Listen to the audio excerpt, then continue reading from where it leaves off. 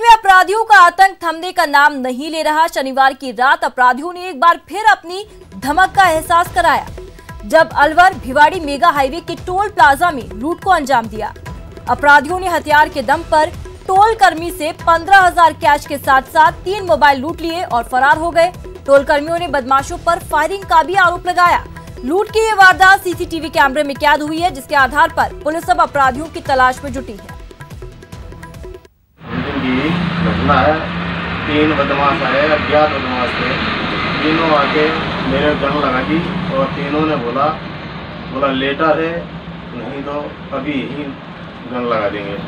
फिर दो लड़के गए और बूथ में गए दोनों, और बूथ में तीनों मोबाइल और बूथ के 20-25 हज़ार कैश था, वो सब लेके फरार हो गए।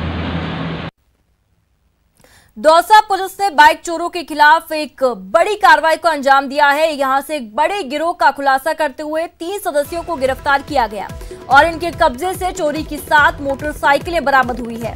गैंग के सदस्य पार्किंग या विवाह स्थलों के बाहर खड़ी बाइकें चुराकर उन्हें सस्ते दामों पर बेच दिया करते थे।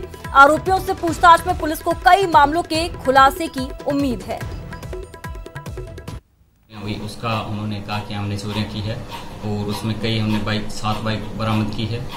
3 मुलजिम को अभी तक अरेस्ट किया है और भी प्रयास करके आगे की कार्रवाई की जाएगी।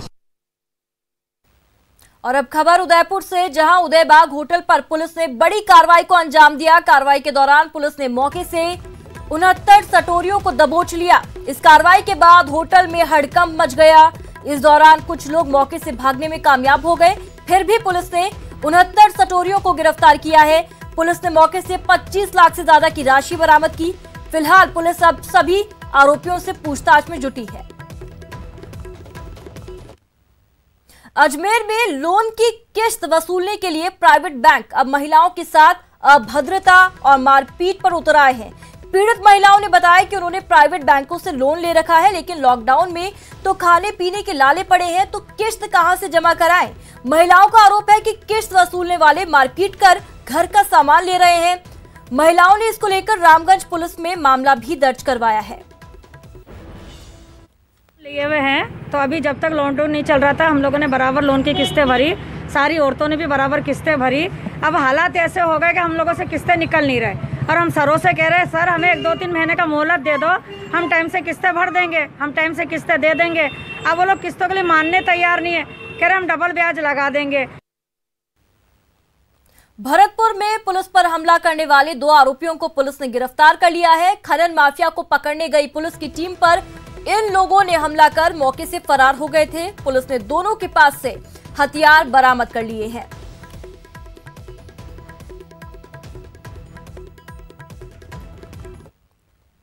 टोंक जिले के एक व्यापारी ने दूसरे व्यापारी से एक बड़े अधिकारी के नाम पर 5 लाख रुपए वसूल लिए। ये वसूली उसने एक मकान और दुकान को खाली कराए जाने के नाम पर की है। हालांकि पुलिस ने मामले पर कार्रवाई करते हुए आरोपी व्यापारी को गिरफ्तार कर लिया है। फिलहाल पुलिस अब पूरे मामले की जांच में जुट गई है।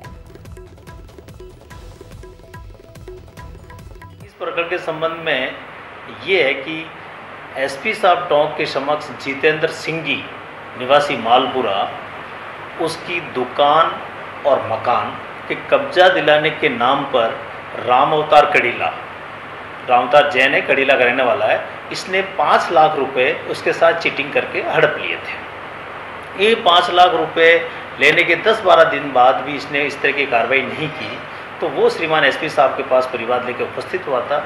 इस पर एसपी साहब ने प्रकरण ये मालपुरा सीओ से जांच करवा के प्रकरण दर्ज करवा करके तफ्तीश मुझ सीओ टोंक को दी थी, जिस पर मैंने तफ्तीश कर ली है। रामतार जैन को दिनांक 25 को गिरफ्तार करके जो 5 लाख रुपए उसने धोखाधड़ी करके हड़पे थे वो मैंने बरामद कर लिए हैं।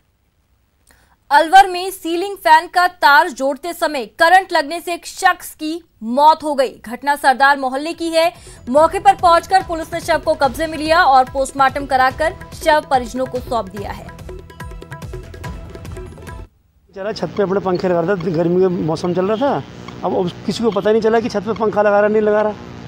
जब तो बहुत ही कल रात की बात थी, जब कोई उसके बच्चे चढ़े ऊपर, पापा को नीचे गिरा, देखे क्या हो गया। जब उसने आवाज़ लगाई, जब दूसरे भाग के गए जब तो देखा था जड़ा हुआ था, फिर हम तुरंत यहाँ लेके एज पर डेड। कोटा में हैंगिंग ब्रिज के पास चंबल नदी में आज दूसरे दिन अज्ञात युवक के शव को काफी मशक्कत के बाद बाहर निकाला गया। निगम की गोताखोर और एसडीआरएफ की टीमों ने रेस्क्यू ऑपरेशन कर युवक के शव को बाहर निकाला। युवक का शव डाबी इलाके की ओर पहुंच गया और हैंगिंग ब्रिज के पास चंबल नदी से निकाला गया।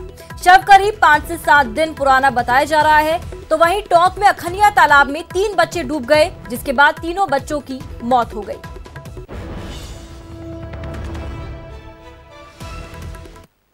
कोरोना काल में हर आदमी अपनी हैसियत के मुताबिक जरूरतमंदों की मदद में जुटा है, पर डूंगरपुर जिले में कई राशन डीलर गरीबों के निवाले पर डाका डाल रहे हैं। जी हां, खाद्य आपूर्ति विभाग की जांच में ये चौंकाने वाला खुलासा हुआ है। राशन कार्ड में बड़ा गड़बड़ झाला, कई सफेद पोशों का उजागर हुआ घोटाला, डकार गए गरीबों का निवाला।